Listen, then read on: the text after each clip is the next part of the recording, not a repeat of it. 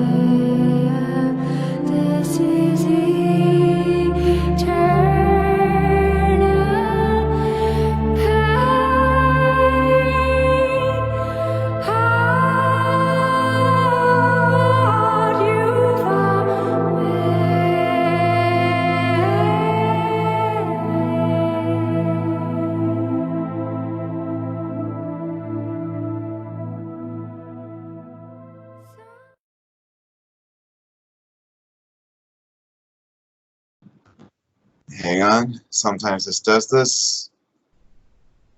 All right, we're going to start in 3, 2, 1.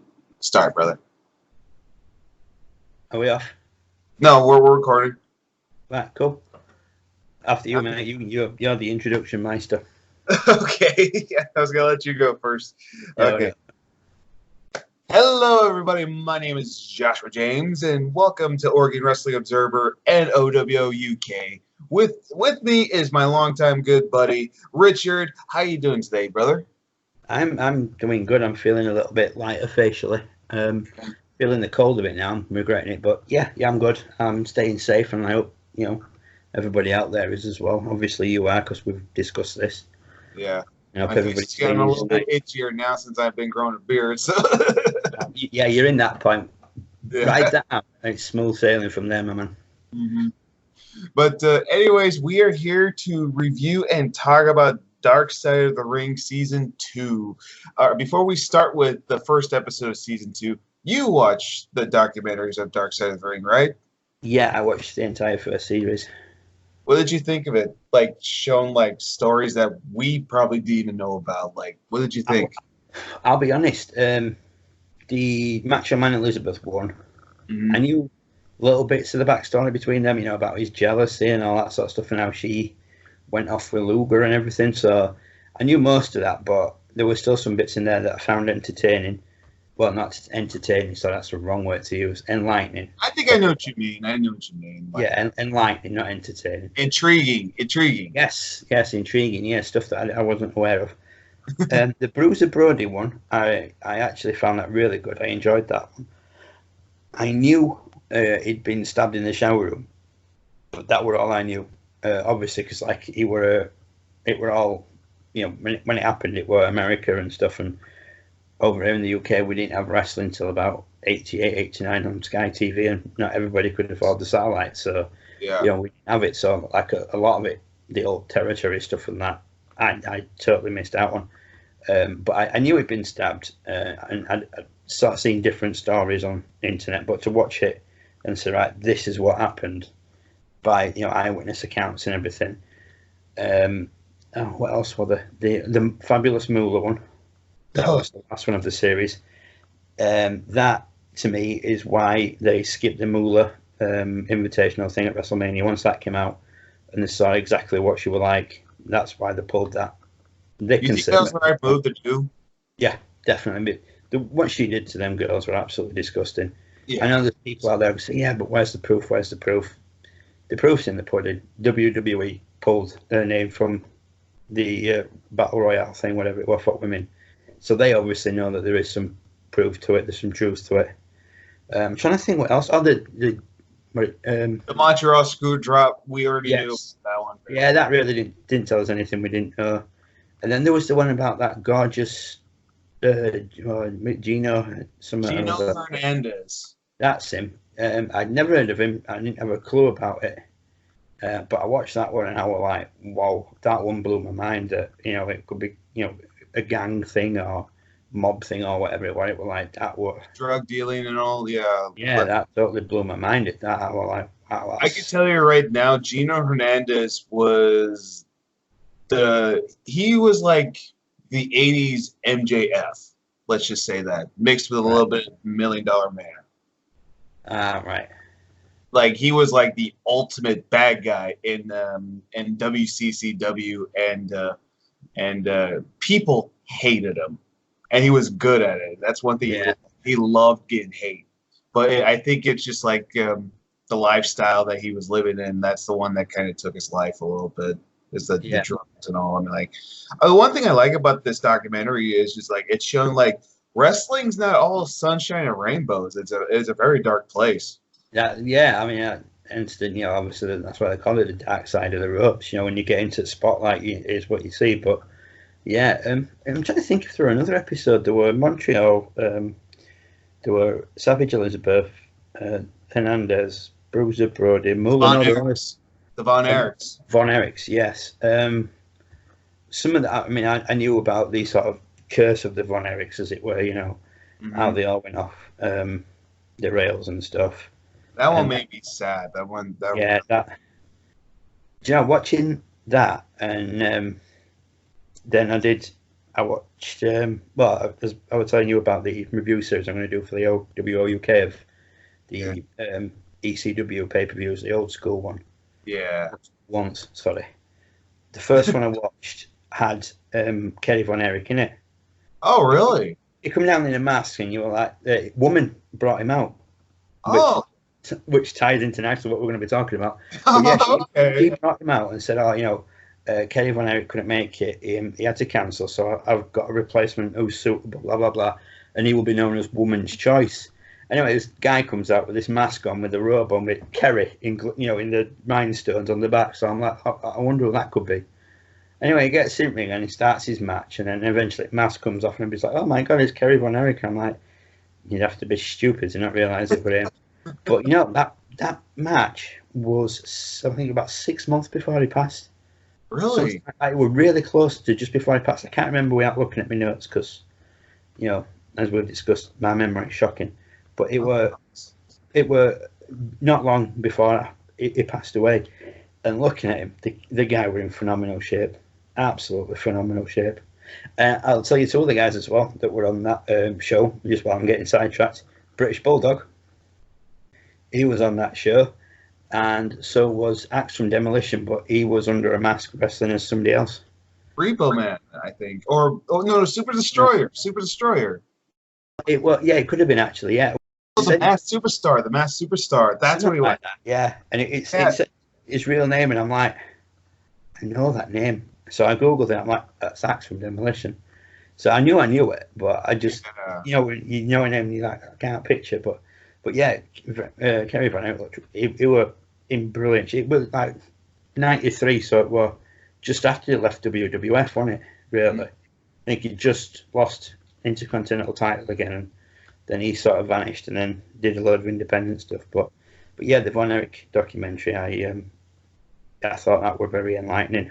Yeah, like when I saw the Bruiser Brody one, that made me sad and also very upset that Bruiser Brody never got justice. Yeah, his family is still waiting out there for, because the guy never got really done for it, did he? He never got jail time or anything. All the technology and everything today, that they would have nailed him, but you've got his people's word, and that's the downside to Batman. Yeah, after when that incident, when Bruiser Brody got murdered, after that, a lot of the wrestlers were kind of boycotting wrestling in Puerto Rico because they don't want to have a repeat what happened there. But now that's all changed. Now they're still wrestling in Puerto Rico. Yeah, I think that a lot of American wrestlers won't go there anymore. They do the dates that they signed for, and then that'll be it. They won't go back anymore. Would you ever want to go back to Puerto Rico even after that? Because I don't think I would ever want to go back there. No, I mean, from what I've heard, a lot of wrestlers only went to Puerto Rico because they got paid well. Oh yeah, that's. But even for me, the money's probably not even worth it for me because after that, I was just like you just saw Bruiser Brody die in the shower. Like, why would you want to go back? Yeah, exactly. Why would you want to work for a murderer? Yeah, seriously, Yeah, no, I won't go back. I couldn't do it. And the Von Erichs one made me sad. The Montreal Screwjob one, I kind of got a chuckle out of it because of the whole Jim Cornette and Vince Russo thing. I mean, after that whole thing, it just became those two in the end. It wasn't even about the Montreal Screwjob anymore. It was just about those two in the end. Yeah. That's what I got. So I got a chuckle out of it. And then the Miss Elizabeth and Randy Savage one made me sad. And Gino Hernandez, I knew about his drug problem, but there was a lot of things I did not know. Like you said, was not expecting that. Like, holy crap, I didn't know it was that bad. Yeah, so I went into that one completely unaware of who he was or anything, and by the end of it, I was like, "Whoa, that's some seriously messed up stuff." And the Moolah one, I knew about her backstory, but the one thing I didn't know was I didn't know it was that bad. And Yeah, it made me upset too. It was just like thinking like this woman's a horrible person. yeah, yeah. Everybody thought for years that she was great and she was a pioneer and she were pimping girls out and telling them, well, if you don't sleep with promoters, you don't get work there, and Yeah. you don't do it, you'll never get paid again and stuff. They should just rename the Battle Royal, maybe like a name Chris Jericho came up with, the Sensational Invitational, paying tribute to Sensational Sherry. Yeah, I think that would have been a great name. yeah, that's quite good because obviously they've got the Mae Young Classic, haven't they? And Yeah. she really does deserve it, doesn't Mae Young? Yeah. I love Mae Young so much. Oh, she was brilliant. I miss her dearly. She was the one thing I do remember. Like, I didn't watch a lot of the Attitude Era back then, but I remember Mae Young very, very well. Like a few clips. Yeah. But right now we want to talk about the first two episodes that happened for Dark Side of the Ring season 2, and it's about the whole Benoit murder suicide. And I know we're keep stalling, but I want to keep asking you questions like this. When you first heard what happened to Nancy, Daniel, and Chris, what was the first thing that came up to your mind? Like, what were you doing when you heard the news about the murder suicide? I think I heard it. Or I saw it on probably Facebook or something when it happened, and I watched the Raw that night when they did the tribute show, and I remember actually being in bits at some wrestlers that were talking about him. I was really upset. I was like, this is wrong because it's not that long since we saw Benoit crying his eyes out for Eddie. Yeah, right. Like, this is just too soon. And then obviously when the news came out pretty much the next day what had happened, it was like, holy shit, this is messed up. This is, wow. And then it was like all sympathy I had for Benoit just kind of went, and I just thought that poor woman and that poor kid. Mm-hmm. What the hell have they done wrong to deserve that? I know. Wait till they're out of the house and just do it to yourself. Take yourself out if you're that miserable. But there's no right to take out two innocent people. But yeah, I went pretty much the same way as everybody else did. It was like, no, that is how he's going to be remembered, and that is a shame. If he had died naturally overnight, it'd have been a different kettle of fish, totally different story. Yeah, So to kill your wife and your child is just wrong. I was just when that whole thing happened, I think I just got done with my junior year in high school, and when I heard it, it shocked me. Like, I was thinking, like, what happened? Like, how did he die? And then when you hear Nancy and Daniel die, I was like, what happened? Like, I'm still like, I'm still a teenager, so I'm still kind of like thinking, like, who killed them? Like, what happened? Yeah. My dad in a way, he kind of figured it out already. He's like, what happens if he did it himself? What if he killed his wife and son? And for me, as a teenager, thinking like, no, he would never do that. He loves his family, because like thinking like you said, like I knew Benoit was a family man, and also like you also said was this is just 2 years after when Eddie died. Like thinking and then seeing the tribute show. Here's the thing. I know it's never going to be on the network ever again, but the thing is, I recorded that on the VHS tape, so I still have the Benoit tribute show. And I was thinking, like, I want to keep this, like, so I can remember the guy and all that kind of stuff. But now watching the media the next day with the news, it was like, it was confirmed that it was a double murder-suicide. And I'm still in denial. I was thinking, like, he would never do that. It took me a while to finally to realize, like, the guy actually did it. And that hurts. Yeah, I must admit, a lot of us were like Egyptian fishermen. We're all in denial. And we're like, nah, this is a frame job. It's a frame job. And then a couple of years ago, there were all them conspiracy theories doing rounds on Facebook, and about how Kevin Sullivan were involved, and the phone call with Chavo Guerrero, and it's like, but even Chavo said in the documentary, it were a text message he got off him. Yeah, and the thing is, one thing I never really believed Kevin Sullivan did that. I've always kind of known that he never did it, but the thing is, one thing that always thought in my mind is like I always remember the whole Dino Bravo thing with the mafia. I was thinking like maybe it was the mafia, maybe they could have done something. Yeah, but that was a theory as well. When it like somebody said a Canadian mafia, but that'd be the most polite group of gangsters you'd ever met, wouldn't it? Really? You can raise protection money, eh? Sorry to any Canadians out there, but the Canadians are so polite. There's no way you can have a Canadian mafia. I'm sorry. But now, like as I got older, like realizing, like, yeah, the guy who I liked growing up ended up being a murderer. So now, here's the thing: can you still watch Benoit matches? Like I could still watch them, but I could still think like, I can't believe the guy did that. Oh, you mean like if I'm watching a pay-per-view on DVD that is on? Yeah, because then I sort of look at it and I think, right, this is Benoit the wrestler. This is before what happened. Yeah. So I can still sit and enjoy it for what it is at the time. It's one of them things I think a lot of people sort of manage to split the mind. It's like if you're watching an event with him on from 2003 and you're like, yeah, this is way before all that happened, so I can sit and enjoy this. I can sit back and go, yeah, the dude, what an awesome wrestler. He would definitely... the best thing going at the time. When he had the world title, he thoroughly deserved that. And then part of your mind's like, yeah, but look what happened. And you're like, no, but this is him before. This is different. You have to sort of be able to, I think, separate the wrestler. Yeah.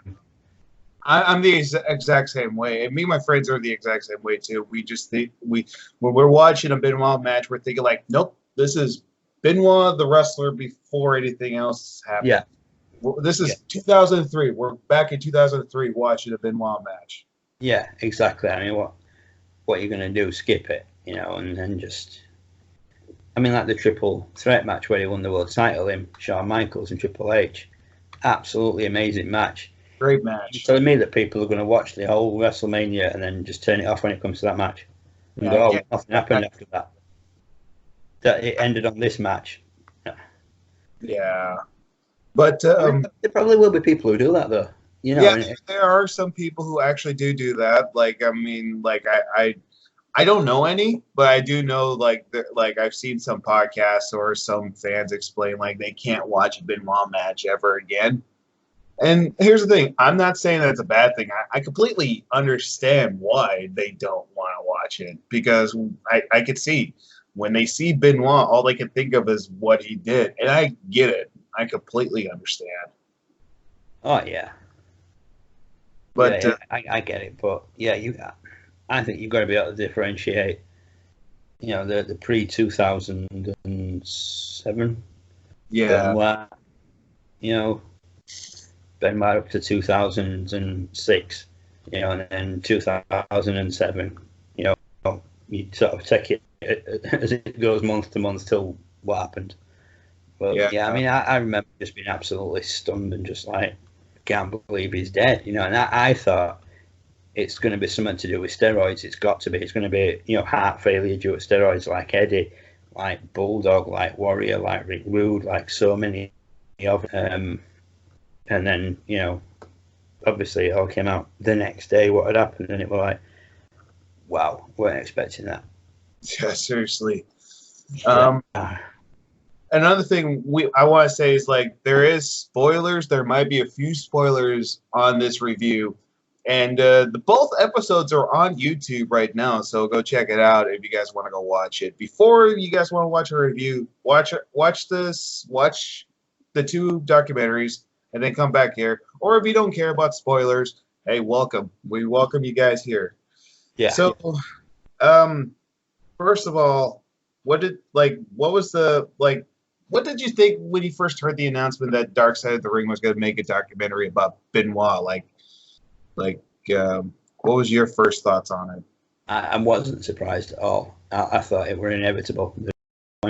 Whether it be, the second season or, third, fourth, fifth, at some point Benoit was going to be covered.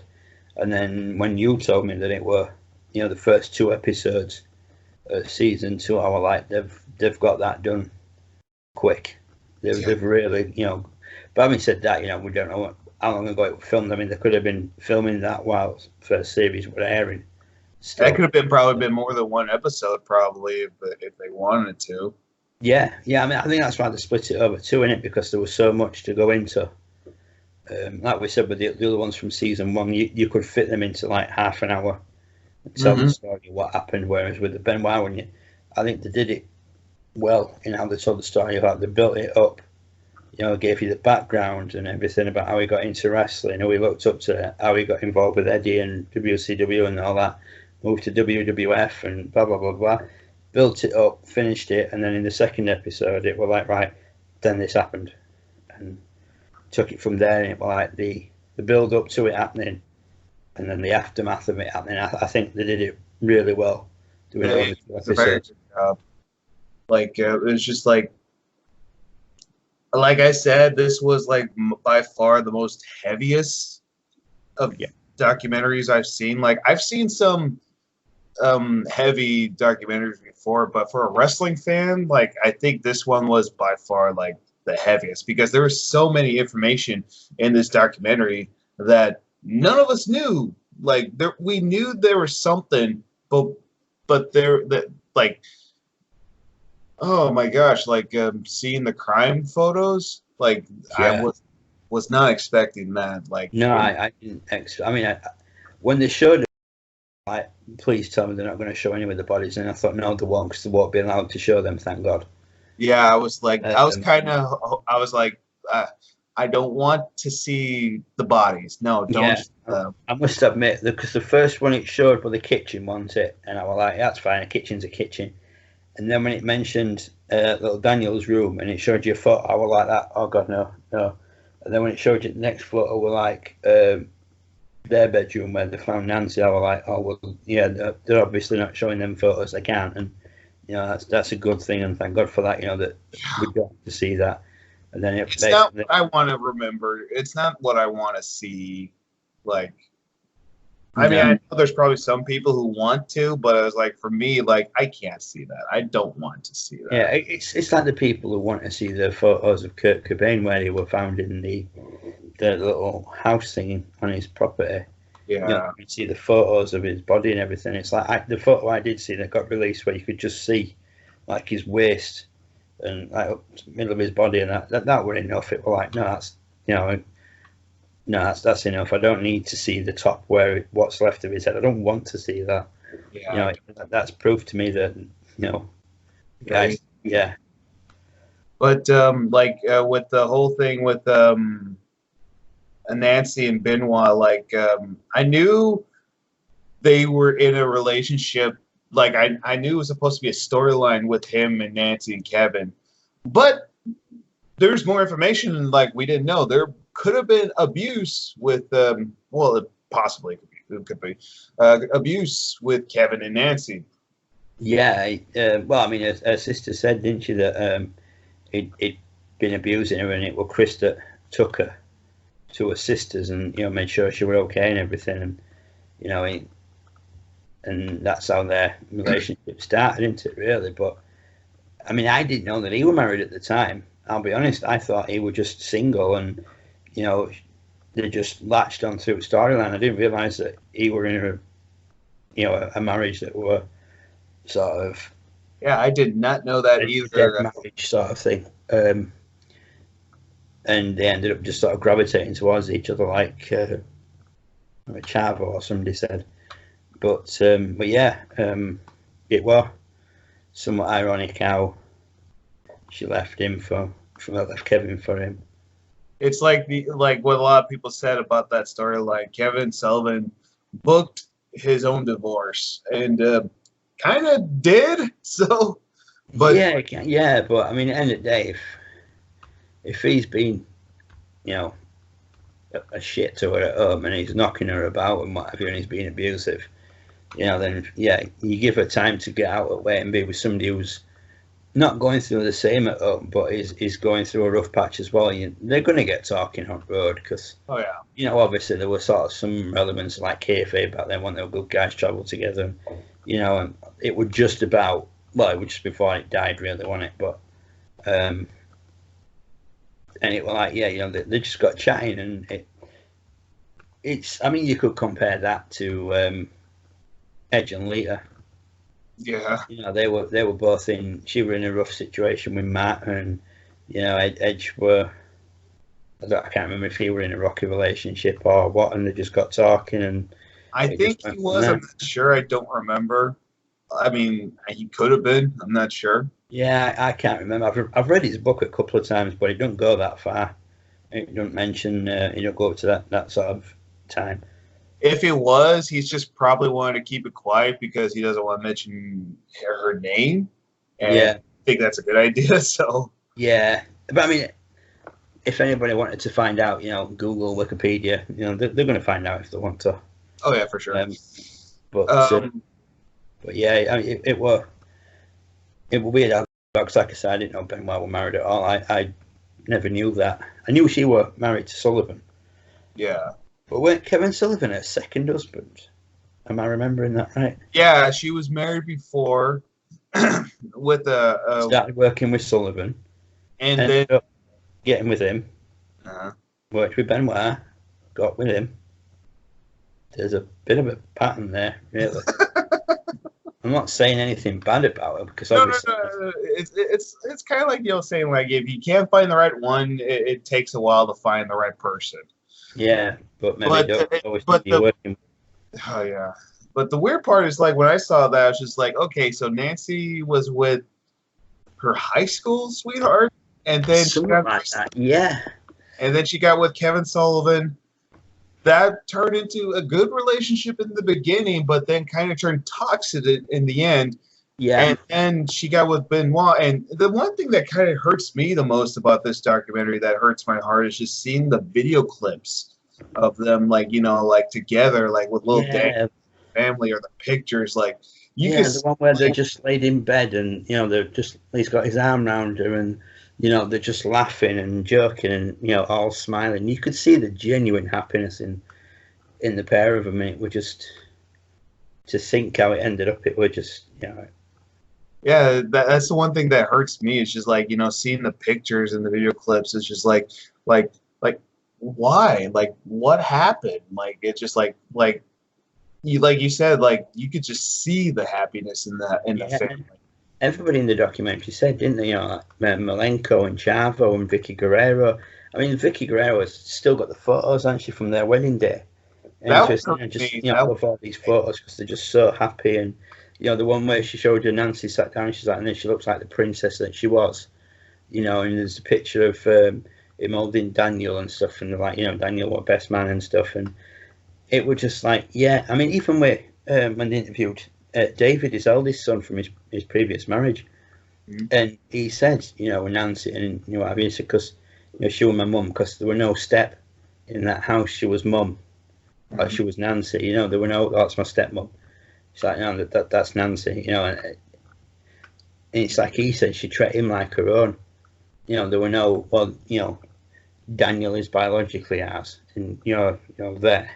Yeah. it were, no, we are a family. You two are brothers, and you're my son, and just as much as he is. And I mean, you could see how much David loved her.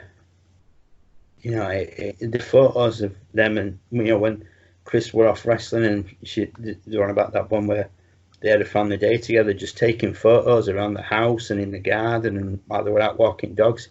You could see the genuine, absolute love in the three of them.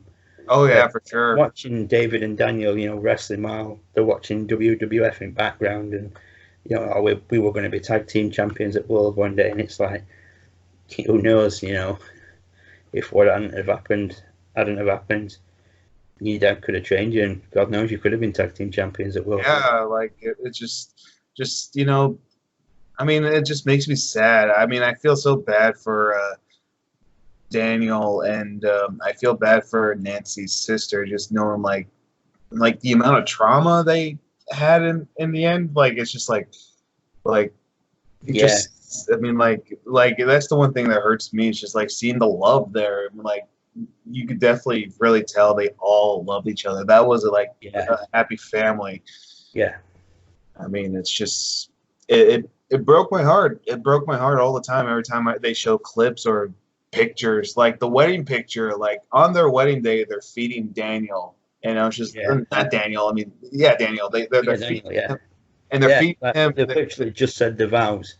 They've said I do. They've gone and they've cut the cake. And first thing is right, he needs feeding, and they're feeding him. And it's like, just Chris stood there in suit and her next to him in wedding dress, and Daniel sat in high chair, and it's just like the most normal thing ever, It was like the most adorable, cutest picture ever. I mean, like it's just like thinking like they know they're probably gonna get messy by feeding their baby, but they're just like, we don't care. This is our time. This is like photos have been done now for the most part. This is it. Yeah. But, there were one photo that it showed you, and I think it were a sister that said something. And it showed you the two brothers walking next to each other, and Daniel had all the back of David's t-shirt, and it's showing about that. That's what brothers are, and that you hold on to each other and what have you. And I must admit that, I mean, it's getting to me now thinking about it, but that got to me because I have a younger brother, and it's like when we were younger, that were us. We were so inseparable. I mean, when we fought. When we argued, it's gonna happen, right? Siblings, but for the most part, anybody him and they had me to deal with, and it was just that one photo. It was like, that is absolutely heartbreaking. They never got to grow up and together, and that one photo really hit me hard. Same. Like I have three brothers, and they were very protective over me. So I felt like that was me, like holding my brother's shirt. Like I saw that too. So like I completely get what you're understanding. Yeah. Same with my sisters. I have four sisters, so it's just thinking like they were very protective for me, and that really got to me too. And but the thing is, like the one that you told me that also got you is when they mentioned Eddie. Yeah. And the first part when because they built up the story, haven't they, about how he got into wrestling, how he idolised Dynamite Kid and everything, and then he got his break and he wrestled at Stampede, and then he went to Japan and what have you. Then he met Eddie, and it was like what everybody was saying about there were two genuine best friends. There were no, it's put on for cameras and that, like a lot of people are. It was like they genuinely did everything together. They were at each other's houses and stuff like that. And it was just the two were so inseparable, and it would just they trained together, the roomed together, they travelled together, they did everything together. And I mean, I read in Eddie's biography that when he had to go cold turkey, Benoit literally locked himself in a motel room with Eddie while Eddie was going cold turkey, and Eddie beat the shit out of Benoit. And he said in the book, not once did Chris, I'm sure it in biography, or I read it somewhere, that he literally beat the crap out of Chris, and not once did Chris Benoit go, do you know what, I don't need this crap, and walk away. stood there and he took it, and he helped Eddie get right, because they mentioned that about when he got sacked from WWE, and then they were saying how he had to work his way from the bottom back up and improve everything. But that gets mentioned in Eddie's biography. But yeah, that got me when it showed you all photos, Benoit and Eddie, and you could genuinely see that were two best friends, two guys who absolutely loved each other a bit. You know, they'd have done anything for anybody. And it's like, I think it was Jericho said that Eddie would give you the shirt off his back. You know, if you needed it, he'd give you it. You know, and it was like we were discussing. I picked up on it more watching this documentary that when Eddie died, so did Chris. But we were saying when Eddie passed, Chris went with it, because from 2005 onwards, everybody said that he weren't the same. It's like, how can you not know? Well, everybody said, oh, you know, he weren't the same and he were doing this and he were acting really rational. But nobody thought to try and get him any help. Yeah, that's the one thing that hurts too, is like they mentioned Benoit got a Bible from Eddie, because Chris wasn't a religious guy, but he treasured that Bible. Yeah, but the one thing that also got to me is when they mentioned when Eddie passed away, I knew Chavo found him, but I did not know I did not know this at all. Like, I didn't know Eddie died in Chavo's arms. No, I had no. I would imagine that's probably something that they've kept quiet up until this documentary came out, you know, because it's a case of nobody needs to know it, but it fit in with the whole story of, you know, Chavo finding him, holding him, and telling the guy get an ambulance, and then Eddie passing in his arms, and then Chris coming up and just, you know, dropping to the floor, and, you know, well, he rang his room, didn't he? So he rang his room, and he said he just let out this scream, it was just an horrible noise. I think he was at the gym already when that happened. Yeah, he rung him from Jimmy, said, I am downstairs, where were you? He's like, well, he sat down. He's like, well, yeah, I am. Why? What's up? Eddie's just passed, man. He passed in my arms, and he said that sound that he made is something you never hear when I hear something. And it was like, yeah, I can imagine. Yeah, I'm like, I can't imagine, like it's just one of those things, like that's when Benoit truly died. Yeah. And it's just that when he heard that Eddie died, he died along with him. And on the tribute show, okay, the one thing about that tribute show, it was a very beautiful tribute, very sad though. But here's the thing: which one, Eddie? The Eddie Guerrero ones, the one on Raw. That absolutely destroyed me, that show. Yeah, I wouldn't see it the whole way through it. That tribute show was on my birthday.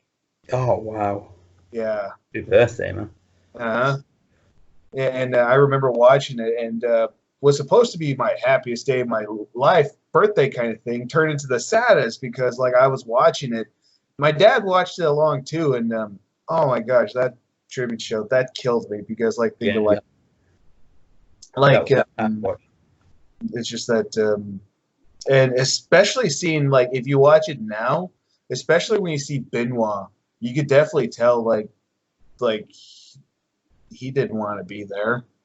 Yeah, I mean, they showed it in the documentary, didn't they, about how emotionally were, and you know, it was just absolutely just heartbroken. And I mean, there were a lot of other wrestlers that were, you know, obviously upset, and they were all in tears. And I mean, I kind of get the feeling that some of them phoned it in a bit, and they were crocodile tears, you know. And I mean, I'm not saying they weren't upset. I'm just saying I think they may have overplayed it a bit. I'm not going to name any names, because, you know, you never know who's going to watch this. Yeah. And who knows who. But, you know, you kind of get the impression that some wrestlers were like, yeah, you know, he's died, it's a shame. But when you sit back and you look at Benoit, he's absolutely just broken. Yeah. He's you could see it in his eyes. He's gone. I mean, it's like you could definitely tell Ray and Chavo were really upset about this. Of course, they are, but it's just that Benoit, I'm surprised he stood through the whole entire 10-bell salute, because when I was even watching it now, it's I'm surprised he didn't collapse and just started crying. I'm surprised he stood through the whole entire thing. I'm surprised he did the whole show in general. Yeah, I mean it was surprising, but I suppose it's one of them things, and you got to put on appearances for fans and be like, yeah, I'm upset, but I'm going to show my respect for my friend and my brother and everything, and it's like I get that, but I mean you could see at the front, like you said, there were Ray, Chavo, and Benoit, and they're all pretty much stood together, and Vicky obviously. Mhm.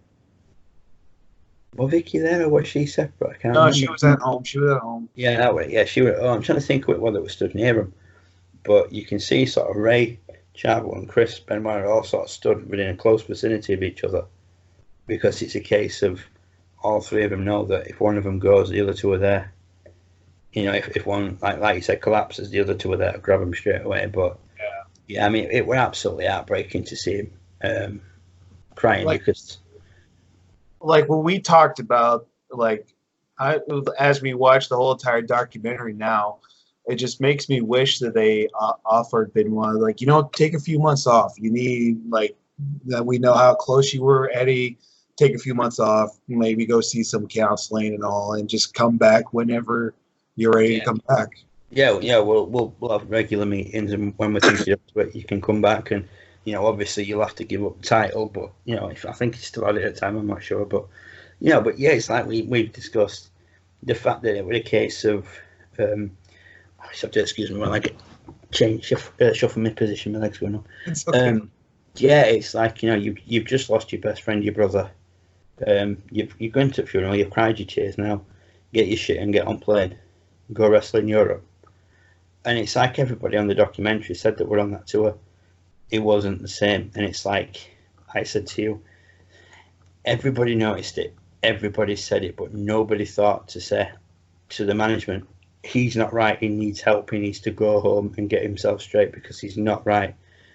And none of the management did it. And it's like we said earlier, it's a shame that it took what happened to Eddie and what happened to Benoit for things to be looked into. Like, wait, Eddie, they were supposed to make the wellness policy stricter, but obviously in the Benoit thing, there's the text messages between him and Nancy where she says, oh, we all know wellness policy is a joke at that place, Yeah.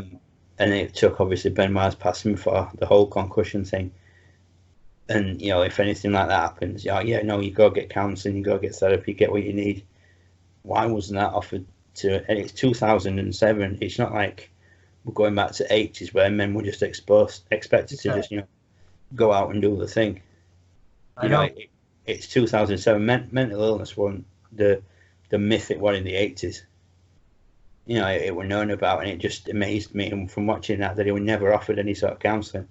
And that's the one that makes me sad about that. Cried, get on plane and go wrestle.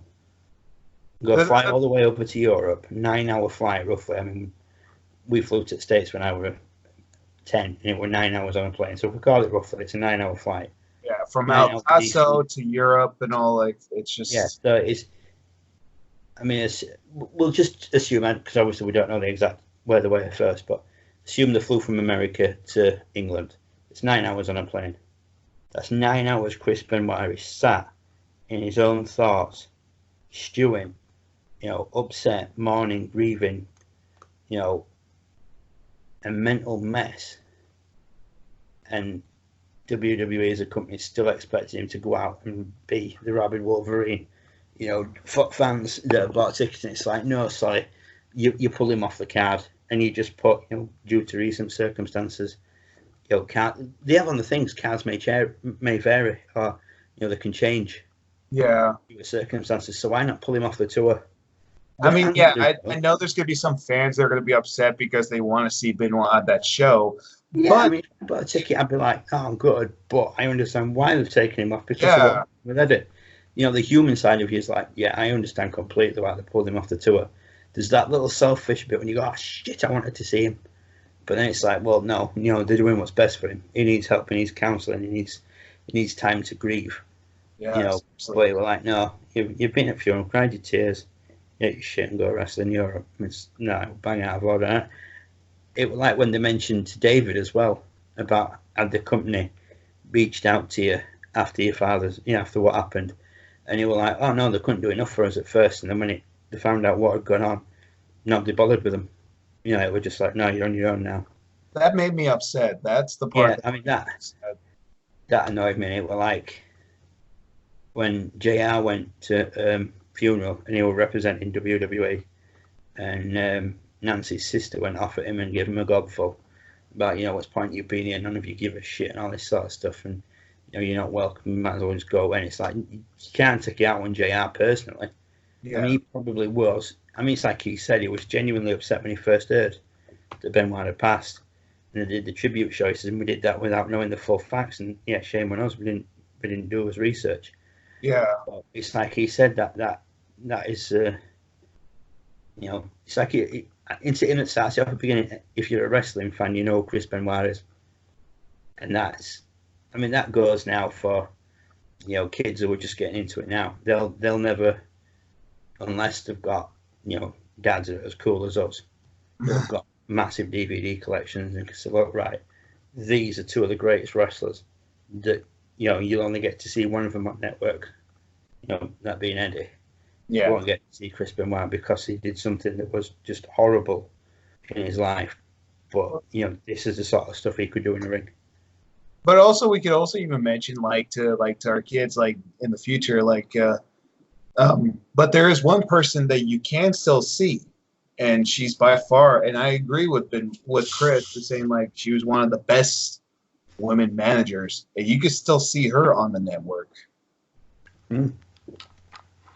Yeah, she's on WCW pay-per-views, isn't she? She's on the ECW pay-per-views. You could say, you want to see an evil and smart, deviant woman. I know some of them are going to say, you mean Stephanie McMahon. No. No, if we meant it, we were just going to say bitch. But she played the character so well. Oh, yeah. I remember Woman very well as a kid. That's the one thing I watched a lot was WCW. And I remember her, Miss Elizabeth, Ric Flair together way before the whole Benoit and Sullivan thing. And I remember I don't like her because she helps the cheater win. I remember very well, as a little kid. Did not like her. But now, now, as an adult, that was her job. And I miss managers like that now. Yeah. Yeah, she was supposed to make you hate her, and you did, so. One thing I liked about in the documentary that she mentions when she was with Kevin Sullivan, her gimmick that she was the angel of death. Is that what? Fallen angel or something. Fallen angel, thank you. And the one thing that her sister, Nancy's sisters, mentions that she'll have random people just go up to her, just pray for her.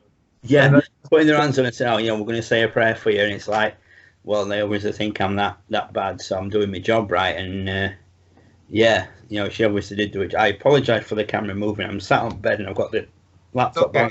It's okay. My leg keeps going numb. It's okay, I understand.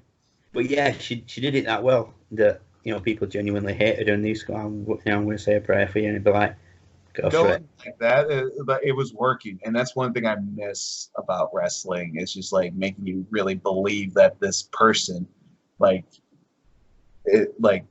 Yeah, I mean, it's been a long time since there's been somebody you could genuinely. I think the last time I genuinely hated somebody, and then I realised that they were that good at what they were doing, were rated RKO when they destroyed Ric Flair, and everybody were like, they just wanted the heads on a pike, and they wanted DX to just, kill them, basically. Yeah. But yeah, it's been a long time since. I mean, you know my feelings on the Miz. Yeah, I don't like him, and I never have, even when it's been the face. It's like I never liked him as a baby face, to be honest. I never liked him as a face. Never liked him as a heel. And I'll be honest, if I were driving a car and he were crossing the road, I wouldn't stop. Yeah, I'd take the driving, but I'd take the jail time. I wouldn't stop. I don't like him. But the thing is about rated RKO. I think Orton's so far the closest thing to most hated guy right now because what he did to Edge. Yeah, I mean, I haven't watched Raw or anything for a long time now, and I haven't watched many of the recent pay-per-views. So just, I mean, you obviously know the situation, my mental health and everything. It's I find it hard to sit down and do stuff, which is why I haven't done any videos on the WO UK channel for a bit.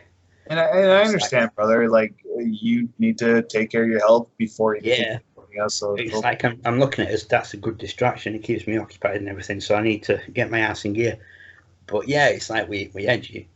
Yeah, what he's done we edge. I mean, I've only read about it. Then on Matt Hardy's last show with WWE, they had Randy Orton absolutely destroy him. And it's like, yeah, thanks for everything you've done, Matt. So we're just gonna have Randy Orton look really bad and just absolutely destroy you with a steel chair or whatever it was. And it's like that's a good way to look after your staff, and you can see why wrestlers really want to leave. yeah. But yeah, we've kind of digressed.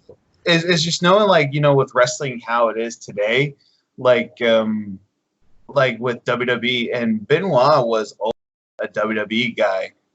Like, how do you think he would feel right now with WWE is right now? Well, I mean, how old would he be now? He'd be like in his 50s, I believe. Yes, I think he'd be retired by now. I think he'd have been one of them that had been, forced to retire. Excuse me. Yeah, because of his age and the toll it's took on his body. But I think with Benoit, he were a wrestling fan. I mean, it's like he said, he grew up watching Dynamite Kid, and Dynamite Kid didn't always wrestle in Stampede Wrestling. He started off in England. So in order for Benoit to have watched him, he must have been taking part in the old VHS trading thing, what they used to do back in the day. Like a lot of people did it in 80s for Japanese wrestling. It was the only way you could get it. If you knew somebody who could get hold of them from Japan, or then somebody had a VCR to VCR, the whole deal. But I mean, for him to be a massive thing, I'll tell you what I did notice. Now we've mentioned Dynamite Kid. Okay. If you rewatch the documentary at some point, and they mentioned Dynamite Kid, and it shows him in Stampede, and commentators like, "Oh yeah, he's from Liverpool, England." No, he's from Manchester, England. You don't get them two places confused. There's, I you don't do it. I do about that. The fan in me was like, you got that wrong. Yeah, he's from Manchester. I'm a Dynamite Kid fan. I've been a Dynamite Kid fan for a long time. I know about his demons. I know about that. But the thing is, you see that is a whole new video for us. The whole Dynamite Kid documentary. Oh yeah, for sure. That's one for future, because that could be in season 3 of Dark Side of the Ring. What do you think about that? He's in episode 3. No, that's what I'm saying. That could be a possibility. Yeah. Well, we know Benoit's episodes 1 and 2. The next one you told me is New Jack. Yeah. The one after that, I think, is Owen Hart. No, the Owen Hart one's last. Oh, is it? Mm-hmm. Because when I were Google searching some images to use as thumbnails, I couldn't find anything from season 2 that had the dark side of the ring and then the subject matter, apart from Benoit and Owen Hart. So I was like, that's interesting that they haven't done one for New Jack yet, but I mean, that one comes out tomorrow night, doesn't it? Mm-hmm. So, that might be out then, but I find it interesting. I think I'm glad they're doing that with New Jack next, because if you guys ever do watch the Benoit documentary one, you're going to be like, you're going to be sad for a while, because I can tell you right now. Yeah, I went from, like you said, what did I think to it? And I think, like I said, I think it was good how they did it in 2 parts, because episode 1 leads up to Eddie passing, and then you see how upset Benoit was and how fragile he was, and you felt for him. And then episode 2 starts off, and it's like, bang, right, this is what he did. And then it just shows you everybody going, oh yeah, we could see he weren't right, and we were all worried about him, but he were a bastard because he killed it. And it's like, yeah, he was out of order for killing, but it were like, how they did it were brilliant, because if they'd have put that as all one episode and made it a really long episode, it would have been hard to get that distinction. But we're giving it that week, and you're thinking, right, they built it up, and you're upset Eddie died, blah blah blah, and then it starts off and it goes straight into what happened, and it's like, wow, yeah. And then you get everybody's point of view on him from then on, and it were like, yeah, how they did it were spot on. It were a good idea to do it in 2 parts. Yeah, and the one thing that about the first episode, that how it ended, like when they mentioned that Chavo got a call from Benoit, and then the text messages. Yeah, the cryptic text, like, the dogs are locked up in yard and all this sort of stuff, and it's like, right, okay, and then Then again, a text message from Nancy and saying the same thing. Yeah, and then he got in touch with that guy, and he was like, "Did you get anything from Chris?" And he's like, "Yeah, I got this," and it was the exact same cryptic message, and it was like, something's not right.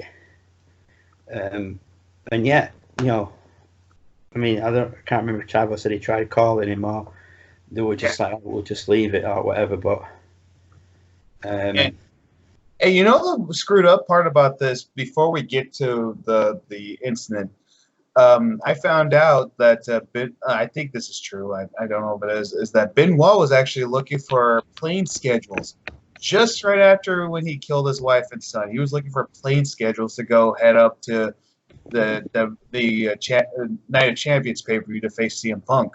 Yeah, and they said that on his computer as well. It was he'd been Google searching or whatever internet searching. The quickest way to break your neck. Then it was like the copper said they knew straight away what had gone on. Then it was like, yeah, everything falls into place now. I mean, obviously they found him on his weight bench, but it was a case of he's researched this. He's not just randomly done it. He's looked into how to do it, and it was like, that were. But I mean, it's like I said to you earlier, if he was that determined that he'd had enough and he wanted out, that's fine. But I still do not see why he had to take Nancy and Daniel with him. If he wanted it out, just leave. Leave, or tell them, right, I'm setting off to go do the pay-per-view. Go to a motel room. There's I mean, I'm not advocating suicide, obviously, because given my mental condition, it's not one of those things you do advocate. And anybody out there who is go to the hotel or go to your dad's house, go to your parents' house, like they could go talk to somebody. If you need somebody outside of that bubble, go talk to somebody. Go stay with your dad, tell him what's going on. I mean, if you're going to do it, like you said, a motel room, somewhere where there weren't going to be any people who didn't deserve it. Yeah, like and I'm not advocating it, what he did. It was horrible, it was wrong, it was disgusting, and it's a shame that is what he's always going to remember for. He's ruined his own legacy by doing that.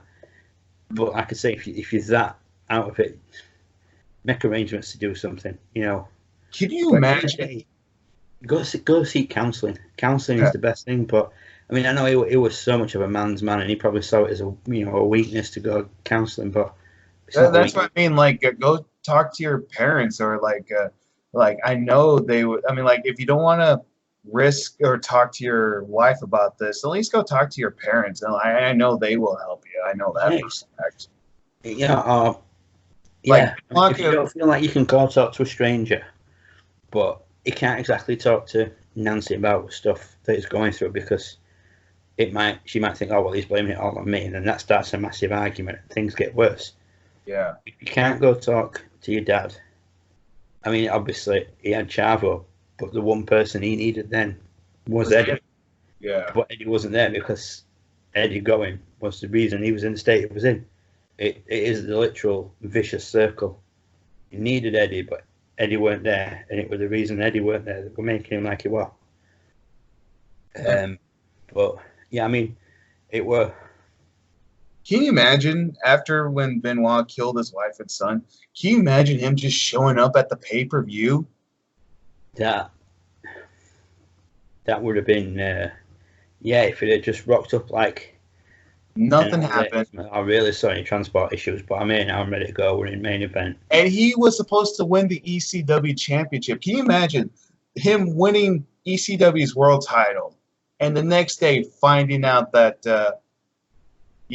the Nancy and Daniel were dead? Yeah, because he'd rung home and there's no answer, and then he'd have done what the WWE did. I'm trying to get hold of my wife, there's no answer.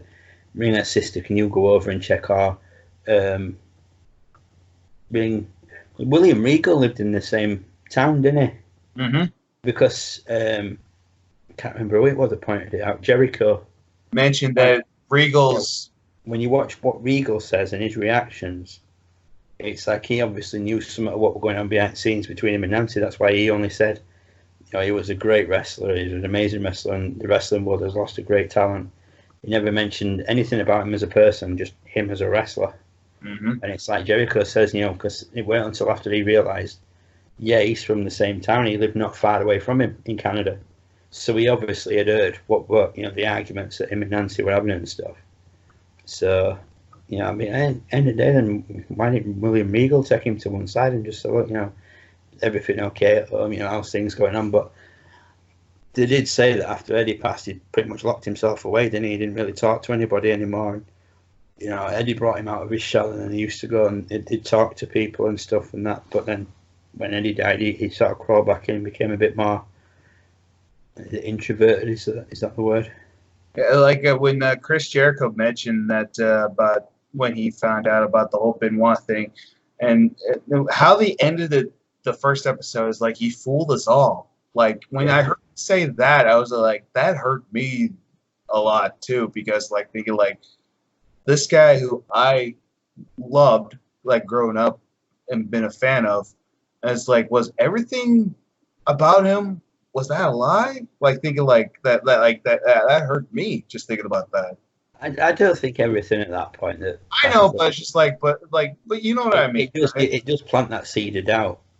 You think like you just said, what it lies, everything about him faking. I don't think it was. I think I know. What you got, but it were. I mean the whole situation could have been so easily avoided. Oh yeah, for sure. I mean, obviously, he didn't want to admit he was struggling to anybody.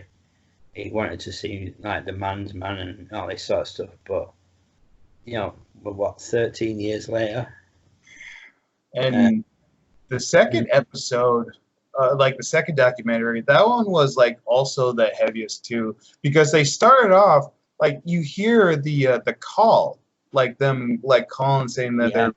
I was not expecting to hear that. I mean, I don't know if that was the legit call or if that were reenacted.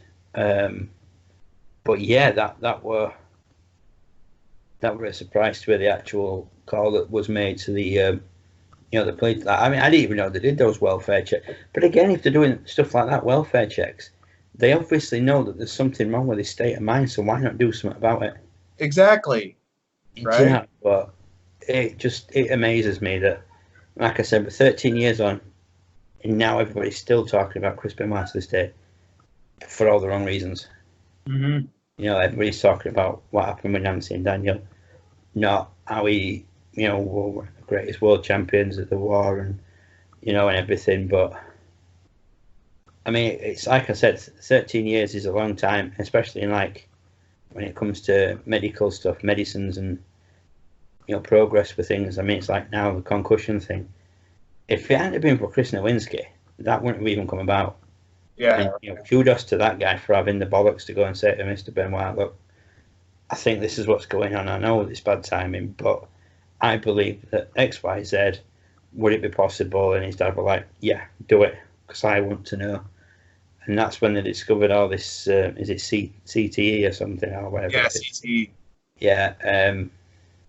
So that, again, it were an American football thing, which, you can get over here if you've got Sky, but I've never really watched American football. So when it showed the papers of those guys who killed themselves or whatever, it was like, I have no idea who they are. I feel sorry for them, but I have no idea who they are. There was actually a movie about football players getting concussions. It was called Concussion, and it was a Will Smith movie. It was actually showing like how these football players, when they're done or retired, like how they were reacting with concussions, and it was just like, did not know that it was that bad. Yeah, and a lot of people, it's like we've said, it's a shame that it's took what happened to Eddie and Benoit for all these things to start getting questioned and start getting checked on, like the whole concussion thing and the wellness policy. But it's like they said at the time, he had a shitload of steroids in his system, but yeah, he would have been tested before the pay-per-view, a few days before it, surely. So yeah, that's the one thing that gets me is like he took a steroid test and he passed. My guess is like he had so much steroids. Like, how did he pass then? Yeah, I mean, all I can imagine is they maybe tested him on the Monday, and it was like, right, oh, Tuesday because ECW used to show on Tuesdays, didn't it? Mm-hmm. Right, Tuesdays or Thursdays? Tuesdays, yeah, because you had Raw, ECW, and then SmackDown. Friday night SmackDown. Yeah, so he'd have done his Tuesday night ECW show because I believe they were live as well, weren't they? So ECW, they were live for a little bit, but then I think they ended up being taped. Yeah. So, yeah, because they used to tape them before SmackDown, didn't they? And they used to do them between Raw and SmackDown, on them shows, and then just edit it all together. Yeah. But when it were live and everything, he'll have gone, being tested during the day, and they're like, right, yeah, you're clear, you can wrestle tonight. So what's to stop them saying, right, you've got a couple of days now, Sunday pay-per-view, you know where you're going, go home, see your family for a few days, bit of R&R, chill out. What's to stop him landing at home Wednesday morning and just ramming himself full of steroids all week, and then it's setting it off? If he's already been tested and passed. But again, that's something that we will never honestly know. All we'll know is what got told in the documentary about the amount of steroids in his system. And again, that's back on WWE then to. Out of all the answers that we want to know about this whole thing, we'll never get because young people that can say anything about it aren't here. Yeah, exactly. I mean, it adds, Benoit just hung himself on his weight bench, and then Nancy found him, and then the Bible passage and what have you. That's the one thing they mentioned. Things she could have given exactly what were going on, but maybe things were that bad that Benoit thought, there's no way I want anything to come out about it.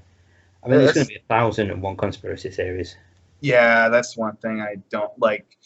Like, for instance, when they mentioned when they went to go look in the Benoit house, the neighbor went inside and found Daniel dead, and then the police go in, they found Nancy dead, and they see Benoit just sitting on the weight bench, and they think they point the gun at him, but they realize that guy's dead. Yeah, they saw him stood, didn't they? Because mirrors were set up, wasn't it? He said the guy on his right could see the reflection of the mirrors, and he saw him stood, and he was like, put it on to him. When he come round, he was like, we're not going to have any problems with this guy, and he's like, why? When he's gone. But he said as soon as you walked in the house, there was a smell. Yeah, yeah, so they'd obviously been dead a few days. And that's the one thing that makes me sickens me, that Benoit killed his wife on Friday, then his son on Saturday, then himself on Sunday. How can you be such a monster, sleep in that house with dead bodies in there? How can you do that? Yeah. I mean, you say that, but I don't think he will have slept. I know. He'll have just been sat in a room. I mean, they said they found loads of wine bottles and beer cans. I think once he'd done Nancy. Daniel, Nancy, and then himself? Mm-hmm. Well, I don't remember it saying. I can't remember if it said what order, but they just said where they found the bodies were Daniel, Nancy, then Chris himself. So, I mean, even if he did do Nancy, then Daniel, then himself, or if he did Daniel and Nancy, I mean, they say over 2 days, he could have killed Daniel at 11:30 p.m. and by the time he'd gone into the bedroom where Nancy was, it could be midnight. So technically that makes it Saturday, but he's done it in one round trip. I mean, that's irrelevant, but the fact that they found all that alcohol and stuff proves that he'd not been sleeping. He'd just been sat drinking after he'd killed them, and he'd just, with everything that were in his system and everything, he'll have just been sat, and he won't have had a clue. He'd have been away with fairies. Know what we're going at. Well, he will have, but he'll have been doing everything he could to numb it, because he'd realise there's nothing he can do now to take it back. It's sad. It's a very, very sad. It's like you said to me, how did you feel watching it? And I was like trying to find the words, and to me it were hard to watch. Exactly. It was really hard. It was emotionally draining, I suppose, is the only way you could say it, because over the 2 episodes you feel so many different emotions. Like, you feel sympathy for the guy when Eddie dies, and your heart goes out to him, and you're thinking, why didn't somebody help him? And then obviously there's the tragedy, and you're thinking, why, you evil son of a bitch? You had no right to kill 2 innocent people in their lives just because you're having a hard time. It's wrong. It is wrong. It's horrible. It's there's no words you can say that are actually going to describe it. Yeah, like, it's just, and the one thing that hurts me about like when this whole thing happened, I felt bad for David. Yeah, because that was something else they touched on, wasn't it, in the second part when they interviewed him, and he was saying that he was getting a lot of abuse off people, and they were treating him bad, and it's like, why? He hadn't done it. It was his dad that did it. Mm-hmm. You can't take out on an innocent bystander. He's just as innocent as Daniel and Nancy were. Exactly. He's another victim of what his dad did. Mm-hmm. The only difference is he's still here to tell us how he felt about it. You know, whereas obviously, like I said, Nancy and Daniel aren't. But for David to get all that shit, well, but that's just people. It just shows you like how evil people can be. Like, Yeah. I mean, like that's the one thing I felt bad. And Chavo, I felt bad for him too because there was a exclusive interview with for Dark Side of the Ring. Like they were showing like deleted scenes for they didn't show in the documentary. Chavo mentioned that he gets tweets from people saying the dogs are at the pool. Like he gets that, and he hates when people get like. When I heard him say that, I was like, why would people do that? Like yeah, that's some sick people out there. Like that's Some still sick, twisted people. That's like still tattooed in Chavo's brain. Like he still sees the text message. Like why would you want to tweet him that? Yeah, why would you want to put him through that mental state again? Yeah, it's But, like I mean, you can sum that up, my good friend, in the title of a Slipknot song. People equal shit. yeah, There are people out there that are going to do everything they can to hurt people. To like with that, with Chavo texting him the tweeting him the stuff, the text that Benoit sent him and everything. And it's like, why would you put somebody through that? You know what I mean? Chavo's probably, you could tell him that he was kicking himself. Why didn't I do this? Why didn't I do that? Yeah, it's like he's already have run him straight away. I should have, told Vince something's not right. I need to go. Somebody needs to go there now. Like he found Eddie and he died in his arms. He's probably thinking I could have done something, and then Benoit dies and finds out this whole thing. He's probably thinking I could have done something, and just people tweeting him that it's making it worse. It's like same with David. Like people still like you said, they give him abuse about the whole Benoit thing, and it's like enough already, guys. Like they suffered enough already, especially with Nancy's sister. Like why would you guys want to hurt them? Or they're victims. Yeah. Of what happened? I mean, obviously they're not victims like Daniel and Nancy, but they are still victims. I mean, yeah. He said David's got to live with that for the rest of his life, knowing that his dad did what he did. Mm-hmm. And he's lost his stepmom, or Nancy, and his little brother, and he'll never get that thing where he'll get to go out for his first drink with his brother. Yeah. He'll never get to go to the first strip joint. Stupid things you do with your brother. Not that me and my brother ever went to strip joints. Or never have them win the tag team titles like they wanted. Yeah, you never see if they could have made it together as a team. Mm-hmm. Or there's a million and one things that they should have done by now as brothers, and they'll never get to do it because of one incident that in some ways could have been avoided. In a lot of ways could have been avoided.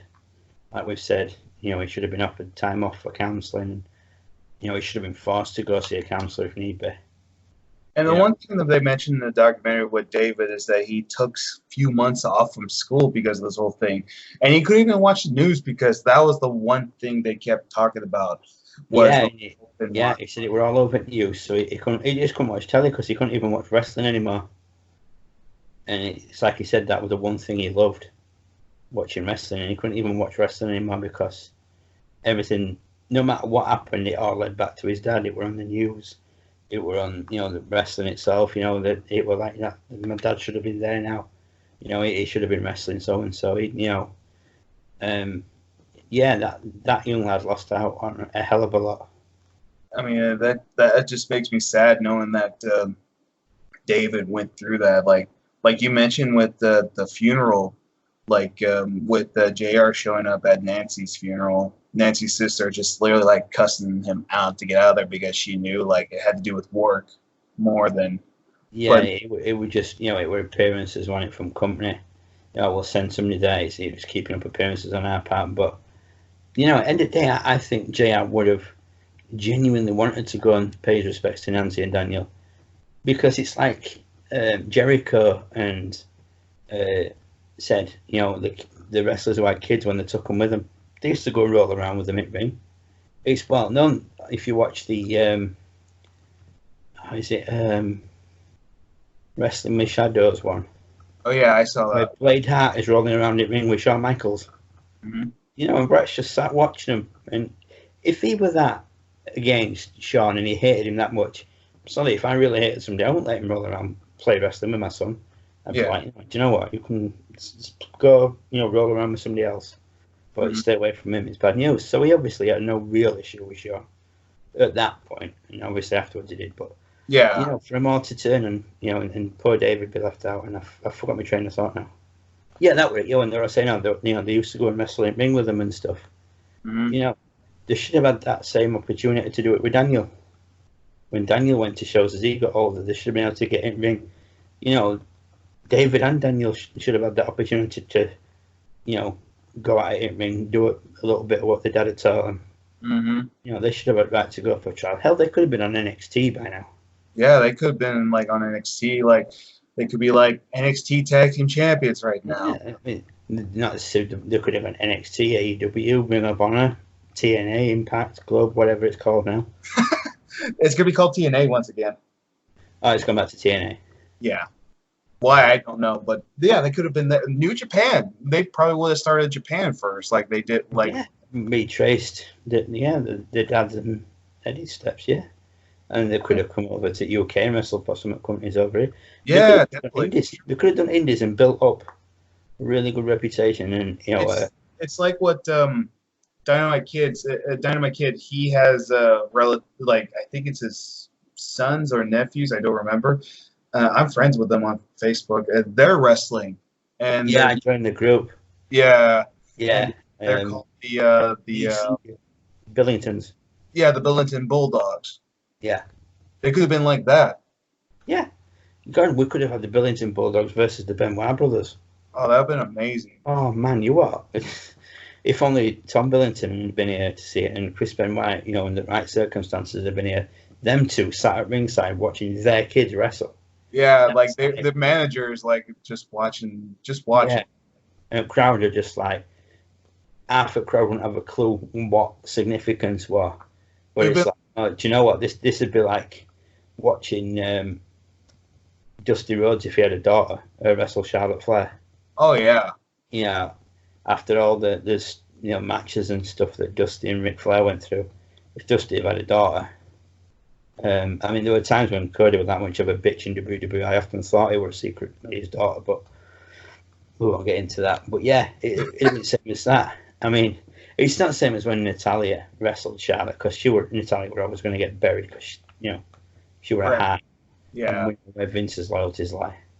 Yeah, and like that's the one thing is like it just like I could just picture the match between the Bulletin Bulldogs and the Benoit brothers. I could just seen that like been great. Like if that was just like in the middle of the match, people would probably forget what the main event was supposed to be about. Like they would probably say like that was the main event. Yeah, but this way, if that were WrestleMania this year, oh god, a case of my God, you remember the Billingtons versus Benoit's?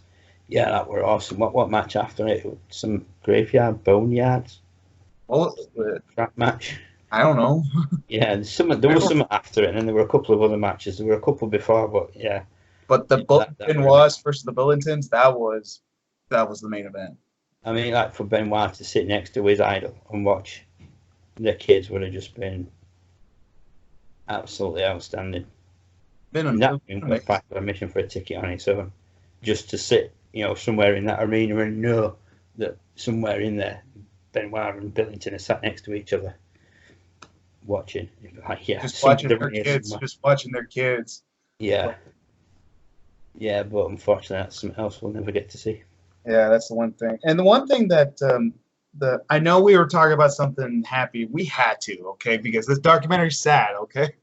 Like we Yeah, always it's called Dark Side of the Ring, the Yeah. road. So, yeah. But the one thing that I did like one thing that also made me sad about the documentary was they mentioned that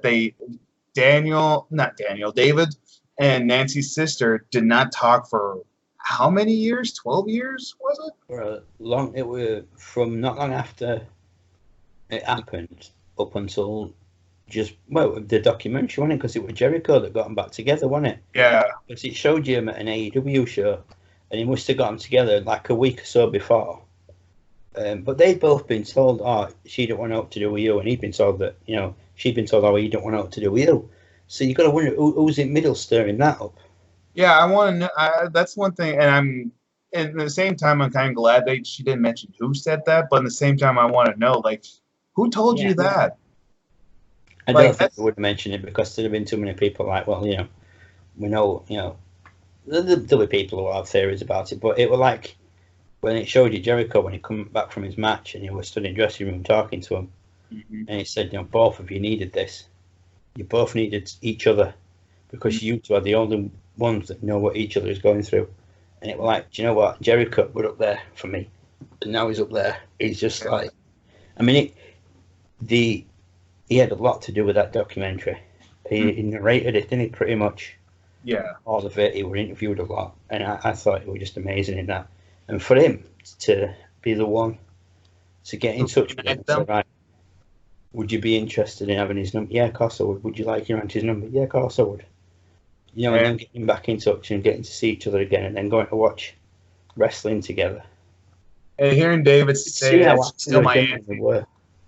That, like you said, that was the one high point from the whole documentary was seeing David and his auntie back together again, and it was like, that's they are the only two that knows what each other's going through. Nobody else can imagine what they're going through unless they've been through something similar. And in which case, you have to feel for them. But Jericho nailed it when he said, "You two are the only ones that know how you feel. Nobody knows how you two feel apart from yourselves, and you need this. You need each other. You need the clothes. You need, the family." And I thought to see them two back in touch again, and going back and watching wrestling, something that David had loved for years, and he'd missed because of everything that had happened. I thought that was, like you said, one happy point that came out of that entire documentary. Oh yeah, that was the one thing that was the, just seeing them reunite, that made me kind of get emotional too. Yeah, with the light at the end of the tunnel, the sunshine after the storm, however you want to word it, it was a nice way to end it. Because the rest of them didn't really end with much of a good thing in the others, but it was nice for them to end what, without a doubt, in my opinion, the biggest tragedy of all of the episodes so far. And another thing they ended it with is that Nancy's sister said she could one day forgive Benoit. Yeah, it's just not today. Forgiveness. Like, but it's just not today. Yeah, I mean that takes a lot. Kudos to her if she ever can find the day. Yeah. Because if I were in her shoes, I don't think I could. Honestly, I don't think I could forgive. For me, my history, what happened to my birth mom, right? Yeah. I mean, even for me, it's hard to forgive what happened. And I like you said, I don't think I can, but maybe. I for one, don't blame you. I mean, it's like, like you say, you've been through something similar, and you could never forgive. And that is, you're right, and I totally support you in that. The fact that if somebody had done something like that to me, I don't think I could ever forgive them. If they'd done something and they were still alive, I'd want their head on a pike. Mm-hmm. I'd want, but for her to say that she could forgive him one day, it says a lot about her. Yeah, I love a lot about her. a better person than me, I could tell you that. Better person than me too. And I wholeheartedly agree with you there, bro. She's a better person than me because I wouldn't be able to forgive. Yeah. Sure, so I wouldn't forget. Like I said to everybody, this one was by far the most emotional, darkest, and heaviest documentary. I mean, like, what a way to start, like, with this whole quarantine thing. Like, I know a lot of people are getting upset and depressed about that. Yeah. Like, but for me, like, I'm glad they talked about this because, like, it could finally bring out, like, the full story about the whole Benoit thing because there was a lot of questions. Like for a lot of us wrestling fans wanted to know. I know we're not going to get all of them because, like you said, the only two people that would know, unfortunately, they're not here. Yeah. And another other slightly good thing about this documentary is that it shot a lot of the conspiracy theories down. Mm-hmm. I mean, when it said about the violence between Kevin Sullivan and Nancy, and they said that they'd reached out to Kevin Sullivan and he refused to speak on it, that speaks volumes to me. The fact that he knew that her sister had told him and that they were going to say, well, is there any truth to it? And he couldn't get out of it because the sister would have gone, no, because I saw it. Chris Benoit said, I saw the black eye you gave her. There's the photograph when she went to seek counselling and everything. They've got the photograph of the black eye that he gave her. That's why, he wouldn't be part of it. But, yeah, it worked very... I'm sticking to how I described it. Emotionally draining. It is literally an emotional roller coaster. It goes up, when you see his success and everything, and then as the second that Eddie goes, it's that big drop, and then from then on, it's just the twists and turns, and then bang, and bang, it gets higher again. Yeah, it's definitely an emotional one, and like we said, out of all the ones we've watched so far, it's been the hardest because, like. For me, I know more about. I know Benoit is. I know who Eddie was. I know Vicky. I know Chavo. I know everybody who was involved in it, and I knew for most part what had happened. Whereas with some of the ones from Series 1, I only knew bits, like the Brody one, the Macho Man and Elizabeth one. But it were a hard watch. But I recommend that people watch it. Oh yeah, for sure. You should recommend. I recommend it too. Another thing I want to mention about this one is I'm glad they mentioned about Nancy a little bit more because I feel like now these days, like back then, everybody kept just talking about Benoit, and a lot of people kind of ignored Nancy, which was we're all about Chris Benoit did this, Chris Benoit did that, Chris, and it's like but you're overlooking the fact that there's two other innocent people involved in this. And yeah, I mean, it's like we've said, we'd both like her to go into the Hall of Fame, but it's like Jericho said at the end, you couldn't put her in as Nancy Benoit because you're not allowed to mention that name. So she would have to go in as a woman. And at the end of the day, that's our majority of us. We could from WCW, from ECW. I always thought maybe they could just use like her full name before she got with Benoit. Yeah. I think they probably would go with woman though, because like I said, that's true. Because you can't say Benoit, like you can't. But that's how you know her. You know her as woman from WCW. Mm-hmm. I know her as woman from ECW, and little bits of WCW that I've seen. Well, I didn't know she was in ECW years later, until until when DVDs were starting to become a new thing. Yeah. Sure. That's how old we are, kids. Yeah. Me and Josh remember VHS. Oh, yeah, definitely. Yeah. But I was watching a Cactus Jack DVD when he was at ECW, and I saw a woman there. I was like, holy crap, she was at ECW too? I didn't know that. I can't remember which way around. I think she went from ECW to WC, or it might have been WC to EC and back to WCW. Because I think back then they moved back and forth, couldn't they? There were no competitive clause, which seems to be a thing that WWE's brought in. Yeah, and the one thing that she was managing Sandman in ECW, which I thought was kind of a cool but it was kind of odd at the same time because women always look like a classy woman that you've seen like clubs like fancy clubs. Sandman would just probably be at the nearest bar.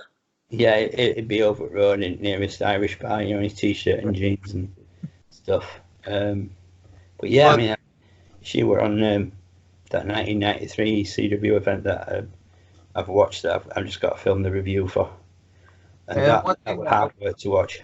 I'm excited for you to view it though. Yeah, I watched it, but yeah, I mean, like when she walked out, I'm like, oh my god, I didn't realise. And like I said, that was 1993, so that must have been after WCW or in a break she had from it. Probably because I remember she was in Florida Championship Wrestling for a little bit. Then, because that was where Kevin Sullivan was at too. And yeah, CW, didn't it? I think it was early WCW, like early '90s. Then she went to ECW. Then she was part of the Four Horsemen. So I think back then she, yeah. But like I said, they could go back and forth then, couldn't they? Because there were no, if you left one company and you didn't have to wait to compete, you know, like Benoit and Radicals and them turned up on WWF like a week after they walked out of WCW or something. I remember one time that a lot of people were saying they want to see Benoit in the Hall of Fame, and I saw a lot of people said no. And I mentioned this, and I got ignored by it. I was like, what about Nancy, woman? How about her going to the Hall of Fame? And I got ignored by it.